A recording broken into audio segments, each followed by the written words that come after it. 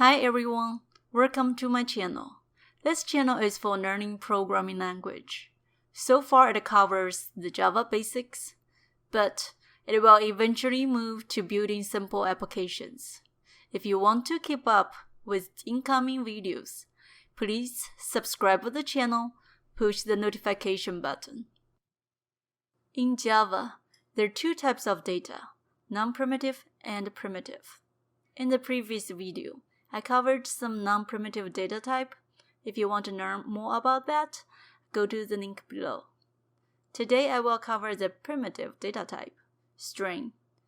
We know that Java is an object-oriented programming language, so the coding and designs are for objects. The non-primitive data type like integer, boolean, they are also objects. All the classes and methods are designed to perform the functionality of the objects. Therefore, strings in Java are also objects. First, let's see what is a string. A string is a sequence of characters in double quotation marks. For example, hello world. Each of character inside of the quotation marks is called a char. So char is an object, which is a non-primitive type, which means we can take a single character out of a string and do some work with it. For example, char h equals h. Char is a data type. Now let's look at what a string is like in the memory. We can see it includes a string name, and each character has its own position. We call that index. The index position starts at 0, not 1. Okay, now let's look at the syntax for declaring a string. In Java, if we want to use an object, we need to declare the variable first. Now let's do it. The syntax for declaring variables always include a data type, a variable name, equal symbol, and the value. For different data types, the syntax is a little different. For string, we need to remember using quotation mark and put a semicolon in the end to close the declaration. So far, we already know what a string is.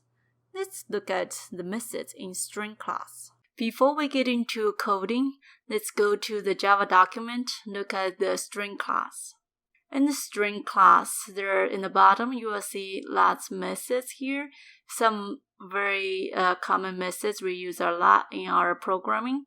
And in this video, we're going to cover a few common used methods. And you can see each method has its own return type. And in the following video, we're going to talk more about it. Okay, let's go back to Eclipse workspace. Now we're in the Eclipse editor, and I already have some notes here. And first we're gonna declare a string here because we're gonna use to test all those methods. So first method we're gonna talk about is char@. The char@ takes an index as a parameter because the char is a character, so we need to know where they are. So this is an integer. The char@ has a return type. The return type is a char. So we use a variable to catch the method. So first we just gonna let's run comment here. So char will be the data type, s will be the variable name, and equals the string here. You will see that it's already here. We just need to use it. Then when you do dot here, you will see all kinds of methods already showing here. It's very, very easy to find if you don't remember how to type it. Okay, so there's a system.out.print to see our results. Okay, the next we need to know that I used this directly to get the second character index in the string, and it's only for one-time use. So after we run the program, they run it and it's done. But here you can reuse it, so you can reuse in the future. Okay, let's run the program. Let's look at it. See. Oh, okay. Let's uncomment it. Okay, you will see. Let's run it. S. It's the first character. The 1. The index 1. You will see I here. It's pretty simple. Okay. So the next one we're gonna talk about the length method. Here, the length method doesn't take any parameter, but it returns an integer. So we just uncomment it. Here, you will see we just dot length. It's easy. So you will see the length is the really like how many character in here. So 1, 2, 3, 4, 5, 6 will be 6. It's 6 is the length. Okay, let's see what's in the console. So 6. Okay, next one, let's look at compare to string. So the compare to string method is taking a string as a parameter, and the compares to string here will be the string we declared up there, and we will take another string to compare them. Let's see how we do it. Uncomment here. So we just need to type a string here, or you can declare a string here and put in here. Either way is fine. So let's go to the document. You will see the compare to returns a string, and it's actually compared to strings lexicographically. So it's the position in the in the alphabet. Let's see, go back here.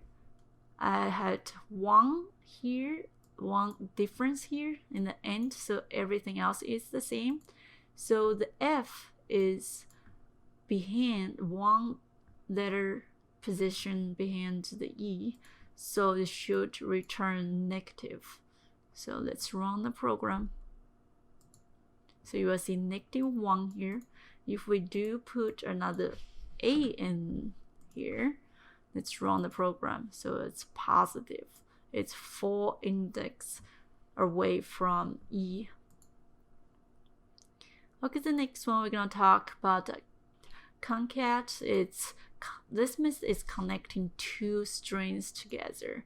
So let's check it out. Okay, here you will see we do know that 2 string add together is a string. So the return type is string.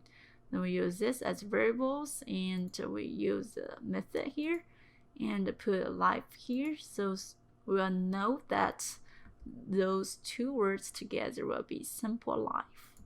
Let's print it out. See, that works. I put empty space here. The empty space here also take a space, so it doesn't mean it's 0. It also takes a space in the memory.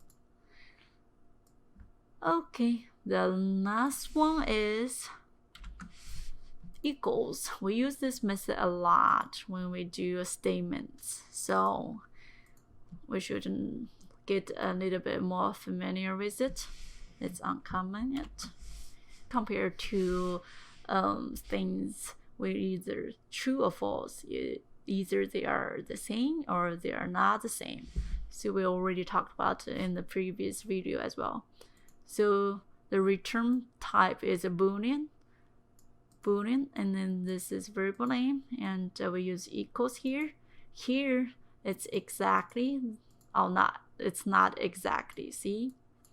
Okay, they will return, those 2, sorry. The first one here, it's the same string like here, so it should return true, and for this one should return false. Let's run the program. That's how it is. Okay, that's all we're gonna talk about today. Thanks for watching. If you like my video, give me a thumbs up. Thank you.